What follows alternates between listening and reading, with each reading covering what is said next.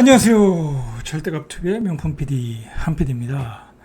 자, 최근에 가장 큰 문제가 기후 변화예요.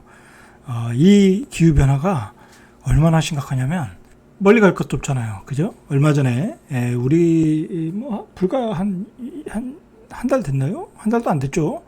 자, 비가 엄청나게 와서 전국이 난리가 났었죠. 그리고 많은 희생자도 나왔었고, 제가 사는 그 세종에도 금강이 막 넘칠 정도로 넘치기 직전이거나 또 넘치고, 세종의 근처에서 일어났던 일이 그 궁평 지하차도 사건 아니에요? 거기서 많은 희생자가 나오지 않았어요? 거기 미호강이 범람하면서. 자, 이 기후변화가 우리 가까이 다가왔다라는 얘기예요. 그리고 저도 요즘 깜짝 놀라는 게 하와이 이 마우이 산불 사건. 이거 보면 저는 보면서 종말이 왔다라는 생각이 들 정도였어요. 그냥 어떻게 산불이 났는데 사람들이 피신할 시간도 없이, 피신할 시간도 안 주고 그냥 순식간에 다 타버리는 거야. 자, 여러 가지 요소들이 작용을 한 거죠. 무분별한 개발, 그리고 기후변화, 그 다음에 부실한 대책, 그죠? 그리고 여러 가지 그 자연적인 조건, 그 태풍까지 왔으니까. 자, 그러면서 엄청난 재앙이 왔던 거죠. 자, 거기뿐만이 아니죠. 지금 사건이 벌어지는 것을 보면 제일 지금 문제가 되는 게 캐나다예요. 캐나다. 자, 캐나다를 보면 지금 보세요. 자, 영국시 BBC 방송을 등을 보면 17일 현지 시각 산불 위험을 받는 옐로우 라이프, 여기 이제 어떤 지역이에요. 탈출하려는 주민들로 인해 인근 도로가 차량으로 가득 찼다. 자, 이 도시 하나 전체가 다 타고 있다라는 거예요. 그래서 도시의 반 정도 되는 인구가, 거긴 또 캐나다는 나라가 크다 보니까 가장 가까운 대피소가 1000km 이상 떨어진 엘버타주로 다 장거리 주행을 하고 대피하고 있다라는 거예요. 몇만 명이. 이거 얼마나 심각해요. 자, 제가 이 주제를 뽑은 것은 두 가지가 이유가 있어요. 우리도 그렇게 될 수 있다라는 거야. 우리도. 자, 우리도 봄에 겨울에 눈이 많이 안 오고 겨울 가뭄을 겪고 봄에 바람이 불면 산불이 많이 났죠. 그죠? 얼마 전에도 남부지방에서 대량으로 한번 대규모로 산불이 났었죠. 그리고 작년인가 봄에, 올봄인가 작년 봄에 강원도 쪽에서 또 산불이 어마어마하게 났었죠. 그래서 낙산사가 다 탔잖아요. 자, 그런 산불이 대규모화 될 수 있다라는 거야. 이게 지금 남의 일이 아니에요. 자, 그런 문제와 두 번째로는, 자, 이렇게 되면 이런 상황이 앞으로 이 예측 불허의 상황으로 일어난다고 하면, 자, 우리도 대비를 해야 되고, 우리가 어디에 살아야 되는 건가. 자, 그런 그 주거지 선택에 있어서 신중하게 생각을 해야 된다는 거야. 자, 그런 이야기를 앞으로도 많이 하겠습니다. 굉장히 중요한 얘기예요. 이제 주거의 입지의 개념이 바뀔 수 있다라는 거예요. 이제 옛날에는 어떤 그 교통, 그다음에 비유, 그런 게 중요했는데, 이제는 그런 것보다는 안전, 그죠? 기후변화에 대응할 수 있는 위치인가, 안전한 지역인가, 그런 게 중요할 수 있다라는 거야. 예를 들어서 산이 바로 막 뒤에 많은 거야. 그 산의 뷰가 좋아, 그죠? 그런 지역은 위험할 수 있다라는 거야. 산불이 나면 그냥 앞에 자동차 다 타버리고 그러잖아. 그리고 바닷가 해안 근처, 그죠? 바닷가 해안 근처, 지금 기후변화로 침식되고 있잖아요. 그죠? 너무 바닷가 앞에 근처는 위험할 수도 있다라는 얘기예요. 그런 얘기를 우리가 지금 이야기를 해야 돼요. 자, 그게 전문 학술 용어로는 기후 젠트리피케이션이라는 거야. 기후 젠트리피케이션. 뒤에서 이야기하겠지만, 그 개념이 나온 게 2018년도라는 거야. 2018년도에도 마이애미와 베네치아, 여러 자카르타 그런 도시에서 문제가 생겨서 그런 개념이 나왔는데, 지금 그런 개념이 보편화되고 있다라는 거야. 불과 5년 만에. 자, 이거 이야기를 안 할 수가 없어. 그죠? 어느 날 갑자기 한 도시가 다 타버린다. 그것도 그냥 지상 낙원인 그 하와이에서. 그죠? 자, 우리도 그럴 수 있다. 자, 제가 걱정하는 것은 뭐냐면, 우리나라 땅의 경우에는, 산이 많잖아. 그죠? 다 산이잖아. 주변에 둘러보면 다 산이잖아. 자, 그 산이 다 불타버린다면 정말 우리는 피할 것도 없는 거야. 그죠? 조심해야 돼. 그리고 뒤에서 이야기했지만 이제 막 강우량이 장난 아니잖아요. 이게 집중 강우가 일어나니까 뭐 한 일주일 만에 뭐 1년 내릴 비가 다 내리니까 자 그러면은 그 물의 배수가 잘 돼야 될 거 아니야. 자 그런데 우리가 가지고 있는 상하수도 배수관이 이게 언제 진 거예요? 이게 언제 만든 거야? 30년 이상 된 거잖아. 서울은 더 됐을 거고, 그죠? 그러니까 이게 감당이 안 되는 거야. 도시의 인프라가 감당이 안 되는 거야. 근데 인구는 더 많아졌어. 그죠? 인구는 더 많아졌어. 그러니까 수도권이 더 위험한 거야. 그러니까 저는 요즘 시골 같은 데 있잖아요. 완전히 시골, 무슨 면단이 막 그런 데서 특히 뭐 강릉 같은 데 막 비가 오면 막 넘치고 그러잖아요. 자, 그런 지역에서 왜 이렇게 물이 안 빠지는가 생각을 해봤어요. 오히려 도시가 더 잘 빠지는가. 도시는 그 하수구가 잘 돼 있잖아.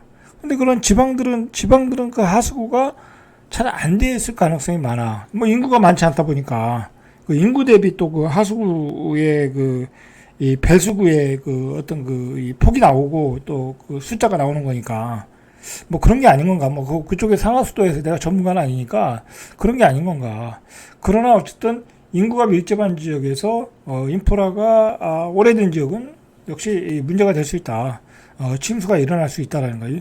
지금 뒤에서 보겠지만 이 보시면 잠깐 볼까요? 자, 이런 사이트가 있어요. 홍수 위험지도 정보 시스템. 자, 이렇게 보면 하천 범람지도, 도시 침수지도 이런 걸 만들고 있다고. 자, 이런 게 중요한 시대가 된 거야. 자, 보시면 아직 제작이 안 된 데도 있고 제작이 된 데가 있어요. 자, 그러면 여기 강남구를 딱 쳐보면 이렇게 나온다고. 도시가 침수가 자주 되는 곳이 이렇게 나온다고. 그죠? 나오죠, 이렇게. 이 노란색이 이게 다 침수가 자주 되는 지역이야. 강남 같은데 여기 침수가 잘 되니까 여기 색깔이 진하죠? 그죠? 이런 데가 침수가 잘 되는 지역이야. 이런 데 반지하는 좀 위험하다라는 얘기야. 그래서 이런 지도가 나오는 거야. 자, 하천 범람 지도도 마찬가지다. 보시면 강남구를 한번 쳐볼까요? 자, 이렇게 하천 범람 지역도 이렇게 나오잖아요. 그죠? 자, 이런 데가 위험하다는 거예요. 위험하다. 여기 송파구 쪽이 좀 저지대 옛날부터. 그죠? 여기도 굉장히 위험한 지역이고 하천이 범람하면 자 이런 지역들은 대비를 하라는 차원에서 이렇게 지도를 정부에서 만들고 있다라는 이야기예요. 자 계속해서 자 일단 그 캐나다에서 벌어진 일을 한번 보시죠. 어떤 상황인가 한번 기사를 한번 읽어볼게요. 이 긴박한 상황이 느껴져서 한번 제가 읽어볼게요. 자 이번 주 옐로우 라이프에서 불과 16km 떨어진 지역에서 산불이 시작했고 자, 주말에 이 지역 외곽에 도달할 것으로 예상된다. 자, 캐나다는 엄청나게 큰 나라다 보니까 산불이 일어나면 이건 뭐 자연적으로 이렇게 진화되지 않고서는 사람이 끌 수가 없어. 그죠? 뭐 헬기로 갖다 붓는 것도 한계가 있고, 그냥 그 나라 겨울이 와서 뭐 눈이 내리든지 비가 쏟아져 가지고 자연적으로 진화되는 거에는 이렇게 방법이 없는 것 같아요. 자, 그래서 주정부는 16일 저녁에 22,000명 주민 전원에게 18일 정오까지 옐로우 라이프를 빠져나가라 라는 대피 명령을 내렸다라는 거야. 자, 여러분 이런 상황이 지금 벌어지고 있는 거예요. 이런 상황이 예상이나 했겠어요? 자, 이게 우리에게 다가온 기후변화예요. 기후변화. 그죠? 자, 자, 그래서 엘버트 북부까지 9시가량 운전을 하는 동안에 이거 한 사람 어떤 사람이 얘기한 거예요. 검은 연기로 뒤덮인 하늘, 불이 방금 휩쓸고 간 듯한 40km, 50km에 달하는 황무지를 목격했다. 완전히 지옥으로 변했다라는 거야. 예? 지옥으로 변했다. 자, 우리도 그럴 수 있어요. 우리도 이게 우리 봄에도 그랬잖아요. 봄에 저기 강원도 쪽에서 불이 나가지고 동네가 막 타고 펜션이 타고 막 그랬잖아요. 그죠? 규모의 문제일 뿐이지. 그죠? 우리도 이렇게 번질 수 있다라는 거야. 이 우리 사람이 지날 수 있는 그 한계를 벗어나면 이런 상황으로 우리도 갈 수 있다라는 거예요. 그러면 우리가 어떤 주거지를 피해야 되겠어요. 그죠? 일단 그 산이 그렇게 많고, 그죠? 산이 많고 뭐 산 밑에 있거나 그리고 이제 뭐 펜션을 짓거나 뭐 펜션을 져서 펜션 사업을 한다거나 자 그런 일은 이제 좀 자제를 해야 되겠죠. 그죠? 한순간에 재산을 다 잃고 내 목숨까지 잃어버릴 수 있는 거야. 그리고 요즘 펜션 사업이 되지도 않아요. 그죠? 요즘 뭐 펜션 줘놓고 망한 사람들 많잖아요. 그리고 사람들이 펜션을 안 가고, 펜션도 몇 번 가면 뭐 그 잘 안 가잖아요. 같은 지역도 가는 것도 아니고 다 해외로 가잖아. 그죠? 그런 영향이 있다. 자, 기후변화의 영향으로 캐나다 전 지역에서 산불이 강력해지고 있지만 캐나다 북부와 북극 지역은 온난화 속도가 다른 지역보다 3, 4배 정도 빠르다. 자, 이런 상황으로 세계가 지금 기후재앙을 겪고 있다라는 얘기예요. 자, 여기만 그런 게 아니라, 자, 폭염이 덮친 스페인 까나리아 제도 테네리페 섬에서도 16일 밤 발생한 산불이 통제불능. 자, 통제불능이 된다니까. 이게 이제 통제불능. 그래서 주민 수천 명이 대피했다. 로이터 통신은 41km 가량 번진 불로 3,000명 가량이 대피했고 3,820명 주민은 집에 머무르라는 공고를 받았다. 자, 이제는 산불이 나면 그 지역 전체가 다 대피를 해야 돼. 예? 자, 그 지역 전체가. 자, 당국은 이번 산불이 40년 만에 직면한 가장 복잡한 화재이고 이 지역 최고 기온이 최근 며칠간 40도. 자, 올해 얼마나 더웠어요. 그죠? 얼마나 더웠어. 우리 산불이 안 난 게 다행이야. 지금 더웠는데 올여름 우리는 잘 넘어가고 있잖아요. 그러니까 지난번에 그나마 비가 많이 와서 그나마 뭐 다행이라고 할까요? 그 얘기하기는 좀 그렇긴 한데 어쨌든 그때 비가 많이 왔고 또 중간중간에 또 비들이 좀 왔잖아요. 다행히도 우리 같은 경우에는. 왜냐면 이 초목이 말라부터 산불 위험이 커지는 거거든. 자, 정말 전 세계 사람들에게 충격을 줬던 거는 하와이의 마우이, 그죠? 마우이 산불이었죠. 이 마우이 산불의 원인은 여러 가지 원인이 있어요. 200년 전 시작된 무분별한 개발, 그죠? 무분별한 개발은 있었죠, 분명히 여기. 금세기 미국 역사상 최악의 산불, 그죠? 최악의 산불이었다. 자, 이게 여러 가지 원인 중에 하나가 무분별한 개발과 미비한 건축 규정 그리고 댐 폐쇄로 인한 물 공급 부족 여러 가지 요인들이 있었어요. 마우이는 복합적인 원인이 들어갔던 거예요. 마우이는. 자, 이 섬의 마우이 같은 경우에는 유럽인들이 하와이 섬의 숲 대부분을 벌채해서 중국으로 목재를 수출했다. 그러니까 목재가 없고 거기를 사탕수수 농장으로 개발한 거야. 그런데 그 사탕수수 농장도 외국의 값싼 농작물이 들어오면서 폐쇄가 됐고 거기에 외래종 풀들이 자라면서 그 풀들이 이 건기에는 불에 잘 붙는 풀이라는 거야. 그러면서 불이 났다라는 거예요. 이게 그 얘기야. 자, 거기다 이제 건축법이 뭐냐면 이제 미국은 이 건축법이 우리보다 굉장히 규제가 강하거든요. 그래서 미국의 서부 21개 주는 주택 등의 건축물 건축 시에 불연재료, 준불연재료, 불에 잘 안 붙는 재료를 사용하도록 이렇게 표준법을 채택했는데 하와이 주지사는 이 주택난을 이유로 이 해당 건축표준법 채택을 중단했다는 거예요. 원칙을 지켰어야죠. 그죠? 그러니까 이 불연재와 준불연재를 사용 안 했다라는 얘기예요. 그러니까 이제 한 집에서 불나면 그 옆집으로 불 붙고 계속 불타가지고 그 마우이 섬에 있는 그쪽에 불난 지역의 집들이 다 타버린 거죠. 그죠? 자, 이렇게 되니까 이제는 우리가 주거지를 선택하는 데 있어서 이제 개념이 바뀌기 시작한다는 거야. 그래서 이게 2018년에 하버드대에서 나온 용어인데 기후 젠트리피케이션이 나온다는 거야. 그래서 연구진은 이런 해안가 부자들, 이 침수위험, 바닷가에 있는 침수위험이 있는 지역은 해안가 부자들이 이제는 선호를 안 한다라는 거야. 선호 안 하고, 고지대로 이동하고 있다라는 거야. 자, 근데 우리는 아직도 선호하죠. 바닷가 근처. 그죠? 해운대 같은데, 하죠.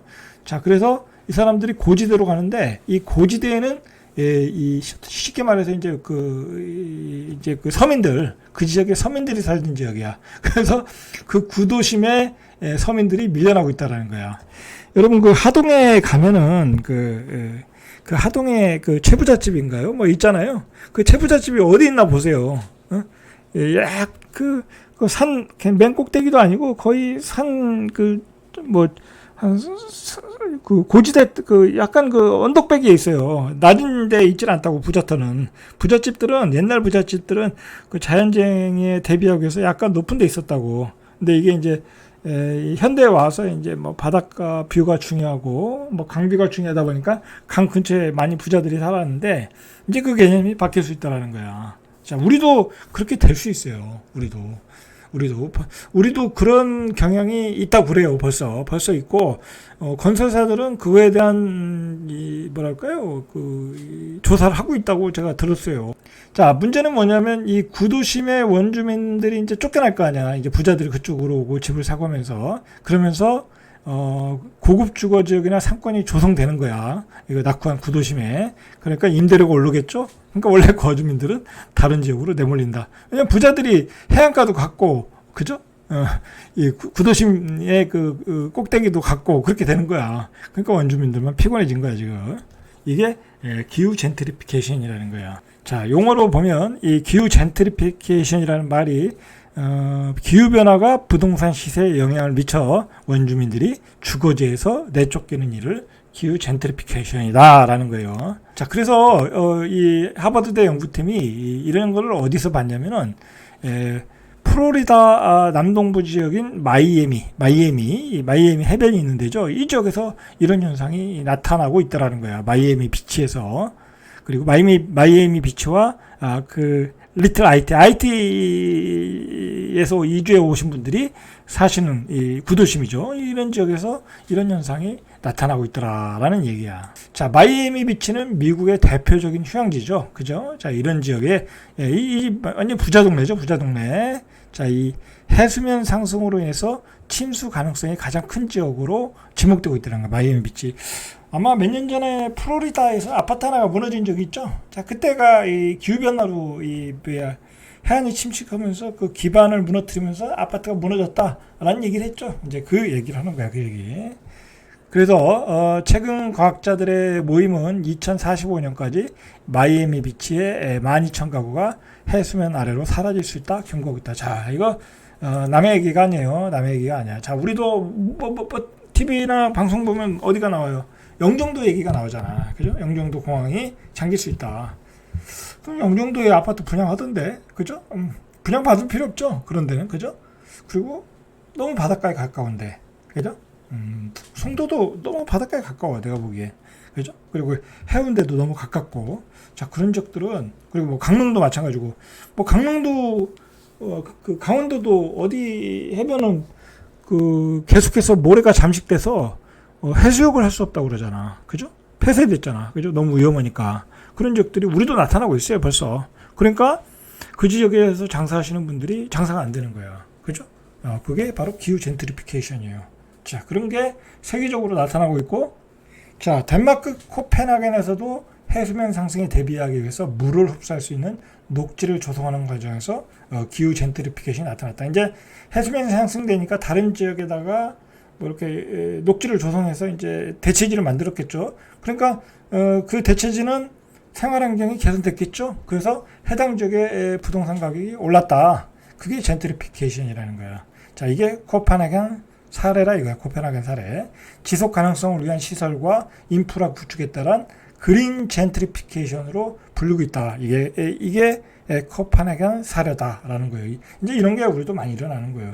벌써 우리 같은 경우에 그 해운대도 태풍이 오고 그러면 막 물이 그냥 도로로 덮치고 오니까 그 차수막도 만들고 있잖아요.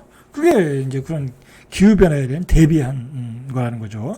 자, 이제는 이 어떤 지역의 해수면의 높낮이뿐만이 아니라 그늘지고 바람이 잘 통하는가, 뭐 너무 뜨거우니까 깨끗한 수자원이 확보되어 있는가, 지질학적으로 안정되어 있는가, 생물 다양성이 보장되어 있는가, 공해로부터 안전한가, 재난에 대응할 수 있도록 설계되어 이런 게 중요하다는 거야. 여러분, 이제 어떻게 보면 몇 년 안에, 10년 안에 이제 부동산의 입지도 바뀐다는 얘기야.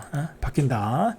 뭐 학군이 좋다, 뭐 교통이 좋다, 뭐 그런 게 중요할 때가 아니라는 거예요. 그죠? 뭐 교통은 중요해야 되겠지만 최우선적으로는 기후 재앙에 대비할 수 있는 입지인가, 그죠? 그런 게 중요한 시대가 왔다라는 거야. 그래서 대한민국의 서울의 부촌도 바뀔 수 있다라는 거야. 오히려 산 밑에 있는 동네가 부촌이 될 수 있다는 거야.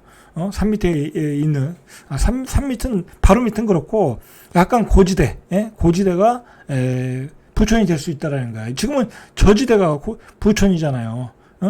우리도 그 마이애미 비치와 IT 구도심처럼 그렇게 대바뀔 수 있다라는 거야. 그죠? 부자들은 벌써 움직일 수도 있겠다. 자, 이게 문제는 뭐냐면 홍수 피해가 한 최근에 2배 정도 늘었다라는 거야. 이 아주 급격한 홍수 피해가.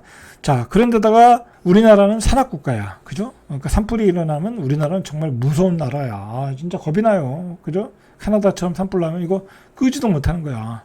그런데다가 구도심에 30년 전 인프라를 다 가지고 있어. 그죠? 기후변화에 대응이 안 된다라는 거지. 그죠? 자, 그런 상황이기 때문에 자, 앞으로는 어떤 도시에 살면 좋겠어요. 그죠? 이 모든 걸 다 해결할 수 있는 데가 좋겠지. 그죠? 신도시인데, 이 급격한 기후변화에, 홍수에, 산불에 대응할 수 있는 도시. 그죠? 인프라는 어떤 급격한 장마에 대비할 수 있는 그런 신도시가 좋겠죠? 그러면서도 상권이 좋고 교통이 좋은데. 자, 그런 데를 잘 찾아보시면 돼요, 이제. 자, 오늘은 여기까지 이상 절대값TV의 명품 PD, 한 PD였습니다.